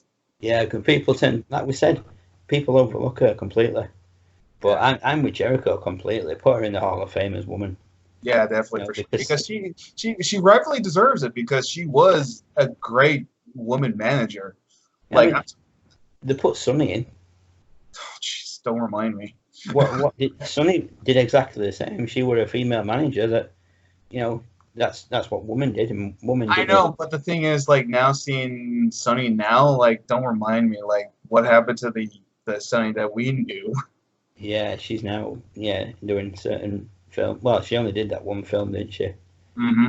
With the apparently there's a scene where she's got her hand out and you can see her Hall of Fame ring. She's never welcome back after that. I know that for a fact. She did the Raw anniversary after she'd been inducted. She did the Raw anniversary show, but I think that was pre adult. That was years before she even did the film. Yeah, because that only came about from this act she were doing, wasn't it, in the video? You know, just let's not go down that road. Yeah, that's for a different. That again is a whole different video. Yeah, but the thing is, like, the one thing that shocks me is that Nancy and Miss Elizabeth and Luna Vachon are not in the Hall of Fame. 3 women that I grew up watching are not in the Hall of Fame, which is just, it's a shame. It's a crime right there. Like, the 3 should definitely be in the Hall of Fame. Did they take Moolah out after what came out about her, or is she just not mentioned? They just not mentioned her. They did not remove her. She's just not mentioned. I mean, if China can go in, why can't women? Because, you know, let's face it, China went down the same route as Sonny. She did those films. I mentioned this to Mr. Bones one time. Do you think if China never died, do you think we would ever see her go in the Hall of Fame, get her own action figure, and be a DLC character for a WWE game? Probably not, no. Yeah. And again, that comes to it's a shame that it took what it did for it to be acknowledged. But I mean, when I found out that you know who were going in the Hall of Fame this year, those 2 just it was like, how the hell can they go in the Hall of Fame? They've done nothing. I mean, all right, you know, Nikki had Divas title and women's title for ages, but it's not, you know, what you can do. It's who you know or who you're blowing at the time. You know, she don't deserve to go in the Hall of Fame, and neither does Brie. No. And out of the 2, I prefer Brie because she's more down to earth. I've realised that, but. I mean, you know, they've had to cancel their appearance because they're both pregnant, what have you, but I don't see how they can go in the Hall of Fame yet. Miss Elizabeth, Luna, woman, Sensational Chevy. Yeah. Yeah. See, I've lost track with Hall of Fames. I can't even. I'm you know. I mean, Demolition got in yet? Huh? Have Demolition got in yet? No. You see, again, they deserve to go in more Hey, than. do you know why they're not going to go in the Hall of Fame? Go on. Because they sued WWE. Yeah. Yeah. So yeah, that probably explains it. Although they deserve, and that is the only reason that the New Day beat their record, isn't it? Mm-hmm. Yeah. See, that's why I hate the Not So New Day as well. But yeah, we're not going to go down that road because it could turn into a 6-hour video of me just completely going off on I might just do that, I might just buy myself a couple of, something to drink and just put the camera rolling. Right then, this is what's wrong with wrestling. The Bellas. You probably could do a video of your top 5 or top 10 wrestlers you don't like but fans like. Yeah, it's not a bad idea, that. And I could just do an hour. This is why I hate the Miz. Another hour video. This is why I can't stand Nikki Bella. But there is one more question I want to ask you before this whole thing ends. David has mentioned that he wants to be a wrestler. Yeah.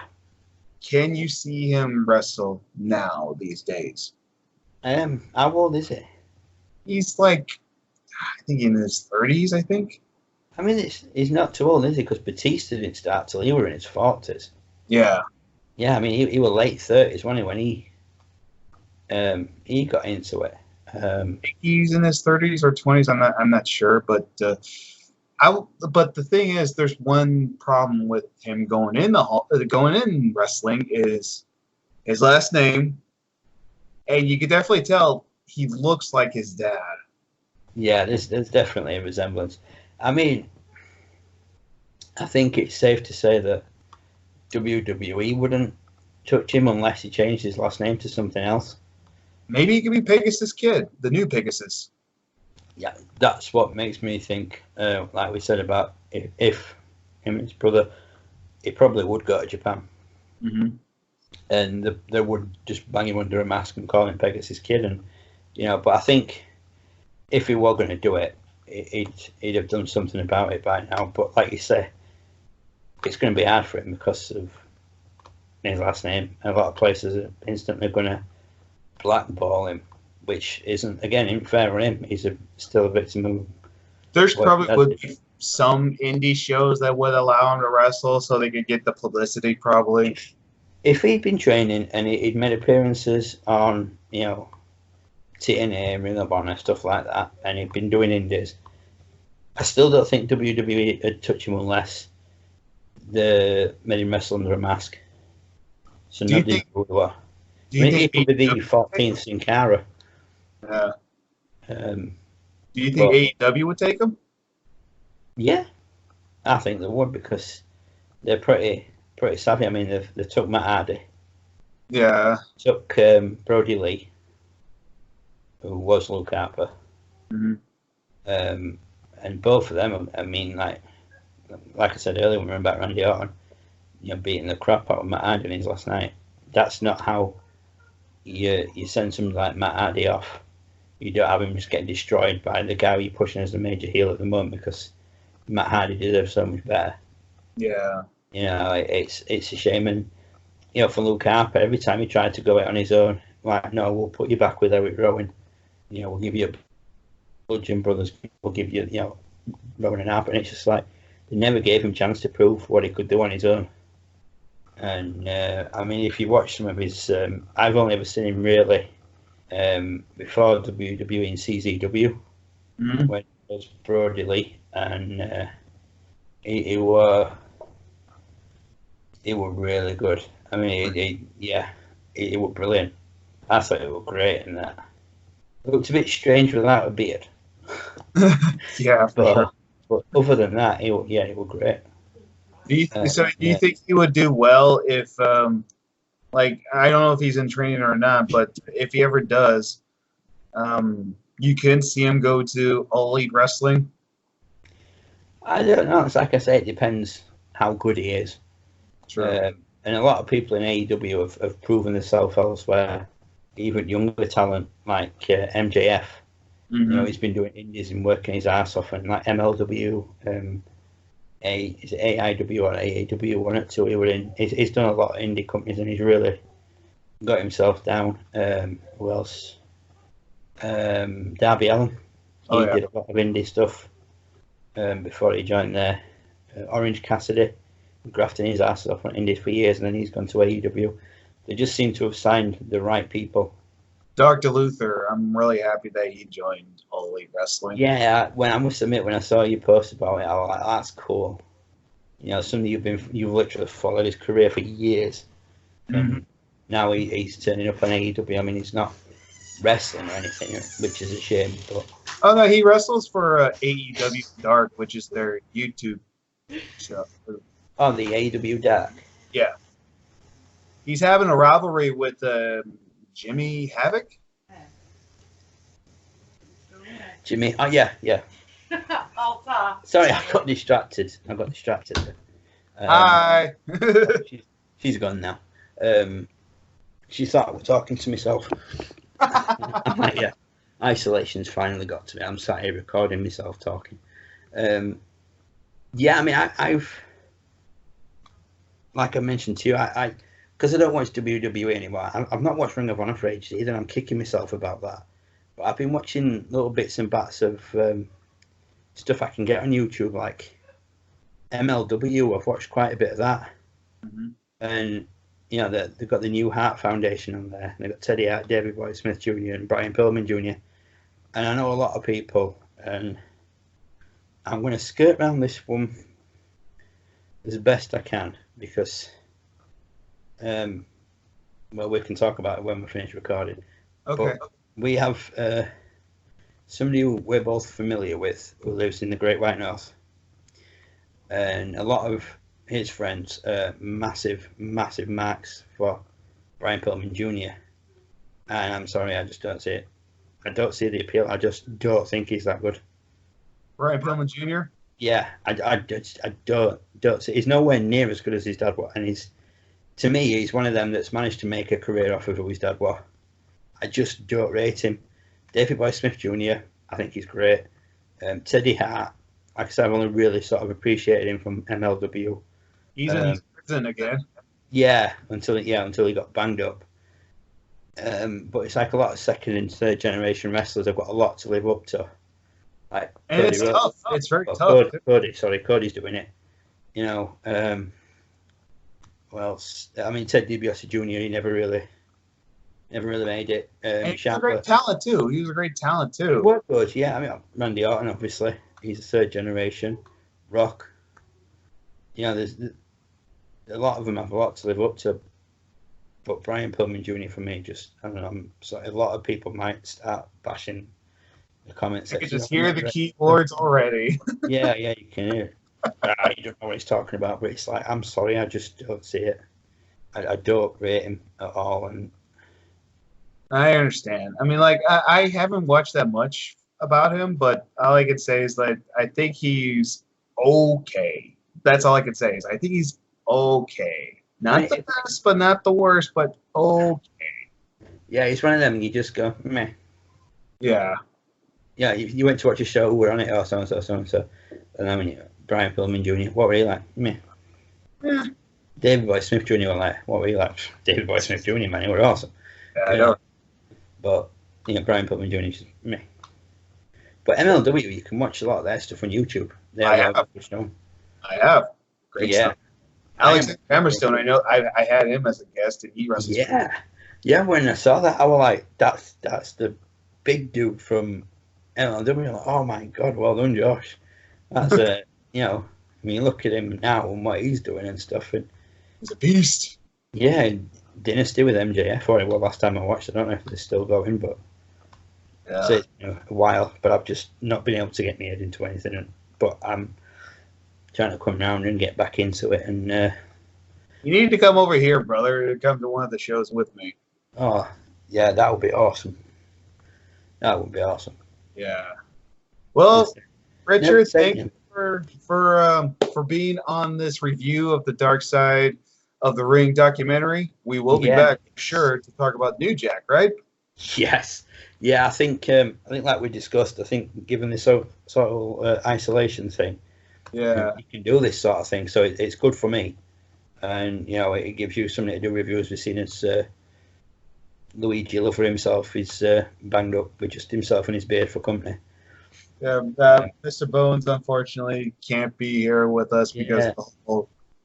So that's took a dent out of your WCW pay-per-view reviews as well, isn't it? Unfortunately, we're going to have to postpone all of our WCW reviews because Mr. Bones is unfortunately not going to be here for a while. Yeah, till this whole thing's gone. But that's the beauty of the interweb, mate. Me and you can do our thing, and that's the one thing I was going to mention. Even though Mr. Bones is not going to be here for a while, Richard has my back. We're going to be reviewing some of the Dark Side of the Ring documentaries, and we're probably thinking something to do. Oh, wait. I've remembered something. You and I, we still need to review the Saw movies. Yes, we do, yes. We've been planning I need to rewatch them. So, I have to do that too, actually. I have to rewatch. Yeah, I've got to rewatch them. Luckily, I have them all now on Blu-ray. So I can watch them, and I'll make some notes and stuff because, like I've told you many times, the old memory's not what it used to be. Hey, I'm just in my 30s, and I'm not that good at it either. I think it's a man thing. I think we all tend to get a bit, Yeah. Whereas a woman can remember what you argued with her about 2 years ago, and she'll tell you what day it was, what you were wearing, where you were stood in the house. I don't remember that at all. I don't remember yesterday. You remember that? But, we've got plenty of stuff we can keep ourselves going. Because I am excited for the New Jack one. I am excited for the New Jack one. Yeah, that is going to be interesting. So that's on tomorrow. So hopefully we can maybe bang another video together during the week. Because obviously, we're in quarantine. We're in isolation. Same. I prefer saying isolation to quarantine. If I say we're in quarantine, I feel like I've actually got something, and it's like I haven't. I know of, but when I hear quarantine, I think about the movie. Yeah, you think about stuff with zombies and stuff like that. Have you noticed though? I don't know how you guys are getting on the States, but over here we're told to stay in and only go out if you have to go to the shops for essentials. No, that's us too. Too. So like now, when we go from bits and bats of shopping from shop, it's like a supply run on Walking Dead. Mm-hmm. There's just nobody about, and you're like, where is everybody? This is great. I actually said this on New Jack's Facebook page. Go like it, by the way. He's amazing. He uploaded a picture of him. I don't remember what it was. A bow, I think. I don't remember. I said this. If there was a zombie apocalypse, even the zombies would be too scared to go near New Jack. Yeah, they would. Yeah, definitely. I saw a thing that we're doing rounds the other day, like try and keep your spirits up during this whole COVID-19 thing, and it was 2 people in your apocalypse team. One of them was the month you were born, and the other one was the first letter of your first name or something daft like that. And I did mine. I can't remember who it was now, but I was like, yeah, I'll be all right. And I did my brother's. And he got something like Wolverine and Deadpool. I'm like, yeah, that's about my brother's luck, is that? Get the 2 people that essentially can't die to be there, to watch you back. I can tell you what New Jack would probably do if there was a zombie apocalypse. Grab the nearest knife and just jump on them and stab them and start fighting them. The big bins flying everywhere. You'd be like, oh, there's no happening outside. Then you'd hear the generic rap music, and you'd be like, "Oh God, it's off! It's kicking off! It's going off!" I can just see New Jack just walking in after he's done with it. He just gets a beer and just start drinking. Oh yeah, we're good to go now. Yeah, you're supposed to stay 2 meters, but you know what? I'll stay the 2 meters. You do what you want, mate. But yeah, that one airs tomorrow, doesn't it? So I'll do they air him straight away on YouTube then? Because I've been getting mine from elsewhere. YouTube and their website. And it's free, isn't it, to watch? Mm-hmm. We might as well plug it while we're here, plug Vice because they've done a really good job. Oh, I was gonna do that anyways. Like in the end, like if you guys ever want to watch the Dark Side of the Ring documentaries, you can go on their YouTube channel or on their website Vice TV, and I do recommend it. They have some great documentaries on there. Have you seen the CZW one? Yes, that's how I first heard of Vice. Actually, that is another one that I recommend people watch. oh yeah, for sure. I love ZZW, dude. Yeah, I mean, I used to watch it all the time, and then like I lost touch with a lot of wrestling, and I just like watched WWE, and then it was like I watched a bit of all sorts, and I started rewatching CZW, and it's like, oh man, I missed that. There's carnage and stuff, and you know they did a show. My goal right now is for all the OWO crew, the OWO family, to go to a ZZW event. Oh, that'd be awesome. That would be awesome. I'd quite happily go to any sort of event. Just get over there with you guys and just go out and just rip it up and just have a laugh. And I do plan on going to WrestleMania next year, and I want you to go. Oh, if I could afford it, I would in a heartbeat. But I mean, at the moment, it's a pipe dream. But you know, never say never. All it takes is those 6 numbers on lottery. Yeah, we got a year, so we got plenty of time. Yeah, that's it. I mean, I need to find myself a new job first because obviously now it's not the best time to be applying. Not many people are taking. Yeah. You know, so I'm kind of stuck in limbo now. It's like, you know, but I'm making notes, but we always got our reviews and we're good to go now. We got that's it. Yeah, now you've, you know, like I said, we've texted about stuff and I've explained my situation. It's like, right, you know, and doing this is just like, it's been the best, like, what, 2 hours. It's flown. It don't feel like 2 hours. You know, I've just had such a laugh. I always do when I do the I mean, this is the earliest one we've ever done together. I think they're usually early hours at morning for me. And I'm usually sat downstairs like that. Yeah. Short of the matchsticks like that. Yeah. And so this is our first review together in 2020, so it's a good way to. Yeah, we're only 3 months in, so that's a good start. Oh yeah. Yeah, so I reckon we watch the New Jack one, and I think we should definitely do a review on that, and then we'll throw some more reviews together. For sure. Again, if you guys want to watch the documentaries, it's on Vice TV, or go on their YouTube channel. Go watch their documentaries. And we do appreciate you guys watching and staying with us this long. If you guys did, we do appreciate it. Yeah, if you backed it out this long, you guys deserve a medal. Because in our reviews, and I mentioned this before, sometimes we will talk about the things what we're reviewing, but then we'll get sidetracked and talk about other thing else. That's our reviews. We're not like other reviewers. No. We are tangent masters. Yeah. That's what we ought to call ourselves, the tangent masters. I like that. I like that. That's a good idea. We'll get like new OWO design t-shirts and then just tangent masters on the back. We'll start using it as a hashtag. I'll start getting more on Twitter and I'll just hashtag everything to do with OWO. I'll start an OWO UK Twitter account and I'll just hashtag everything we do together, Tangent Masters. That's awesome. I like that, brother. That's a good idea. Yeah. Oh, you start it as well, Tangent Masters, and I'll just take it from there. Sounds good.